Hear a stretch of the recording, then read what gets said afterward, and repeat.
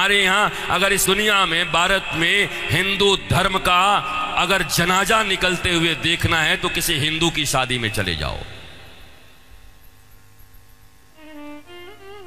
शास्त्र कहता है सूर्यास्त के बाद वेद के मंत्र पढ़े नहीं जा सकते। तुम राक्षसों की तरह अर्धरात्रि में विवाह कर रहे हो।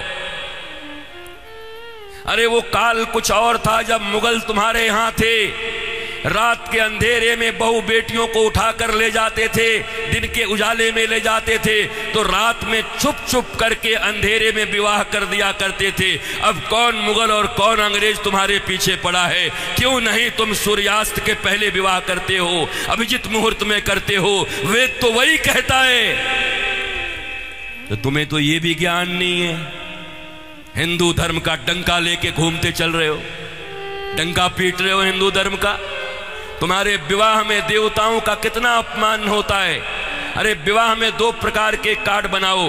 विवाह एक संस्कार है, विवाह एक यज्ञ है। अरे भैया, खाने पीने खिलाने वाले के लिए एक दिन रिसेप्शन जो करते हो कर दिया करना, पर विवाह में बड़े लिमिटेड लोगों को बुलाया करो।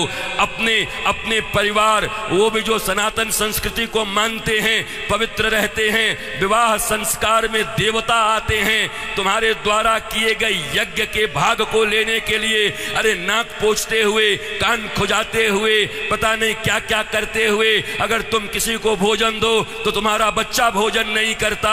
ऐसे ऐसे आंख करके बच्चे को दो।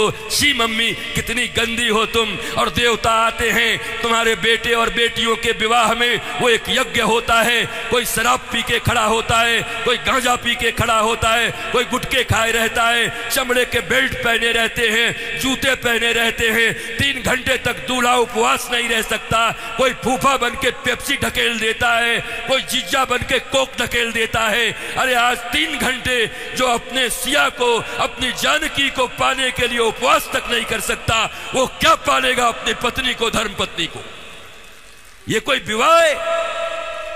ये कोई सनातन संस्कृति है? और इसी को तुम विवाह कहते हो। विवाह यज्ञ है, यज्ञ है। इसलिए हमारे यहां तलाक और डिवोर्स का कोई सिस्टम नहीं है। उनके यहां विवाह एक एग्रीमेंट है, आज हुआ है कल तोड़ देंगे। पर सनातन संस्कृति धर्म पत्नी और पति स्वामी, इस प्रकार की एक संरचना है। विष्णु और लक्ष्मी बताया जाता उनको। तुम कौन से विवाह कर रहे हो? अंग्रेजों के पिट्ठुओं, अंग्रेजों के गुलाम बड़े बन गए हो। भारत के पैसे खा करके उन पैसों से भारत को ये दिखा रहे हो अंग्रेजों और पाश्चात्य संस्कृति की तरह विवाह करके साधारण भारतीयों के मन में लोभ उत्पन्न कर रहे हो।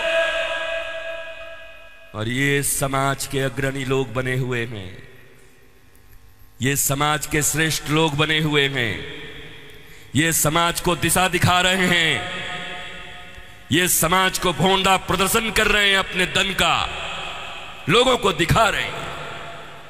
एक गरीब बेचारा विवाह करने में भी लज्जा करता है, इतना आडंबर बना दिया। विवाह एक यज्ञ है, बड़ा पवित्र यज्ञ है, सुंदर यज्ञ है, वेदियां बनती हैं। हमारे यहां दूल्हे दुल्हन, उनके वस्त्र कैसे होते थे?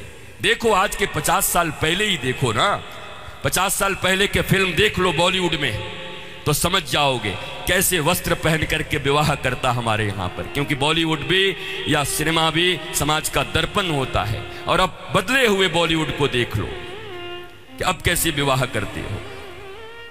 हमारे विवाह में हमारे वस्त्र, हमारे परिधान, फिर लेन देन इतना तो बनता है। 5 साड़ी तो बनती है, 21 साड़ी लगेगी ननद की। अरे कौन से ग्रंथ में लिखा है? कोई माई का लाल भारतवर्ष में किसी शास्त्र में मुझे दिखाए? कहां लिखा है ये लेन देन? तुम्हारी बुढ़िया पुराण में होगा। लोभियों के बनाए गए कानून, लोभियों के बनाए गए नियम, अरे जरा सोचो, एक बच्ची, एक बेटी अपना नाम, अपना गोत्र छोड़कर आती, अपना टाइटल छोड़कर के आती, अपने घर परिवार, माता पिता, भाई बहन, सखी सहेली छोड़कर आती और तुम्हारे वंश को बढ़ाने के लिए तुम्हारे घर में आती है। उसको भी टीवी, फ्रिज और कार के लिए मिट्टी, तेल और पेट्रोल से जला देते हो। तुम्हें शर्म नहीं आती? भारतवर्ष में जन्म लेकर बैठे हो। तुम्हारी बाजुओं और भुजाओं में अगर शक्ति है तो अपने पैसे से कार खरीद लो, अपने पैसे से फ्रिज खरीद लो, क्योंकि छोटी छोटी बच्चियों के पिता तो बचपन से उसके लिए खिलौना खरीदते रहते हैं। जब छोटी रहती है 5 रुपए का, थोड़ी बड़ी हो जाती है थोड़ा और बड़ा, थोड़ी बड़ी हो गई साइकिल खरीद लिया, थोड़ी बड़ी हो गई स्कूटी खरीद दिया, और बड़ी हो गई अच्छे घर के हैं कार खरीद दिया 5 लाख का, और एक दिन फिर जा करके 5 करोड़ में एक गुड्डा खरीद के लाके दे दिया। तो खरीदे हुए सामान की जो इज्जत होती है वही दूल्हे की भी इज्जत होती है। दूल्हा बिकता है, बोलो खरीदोगे?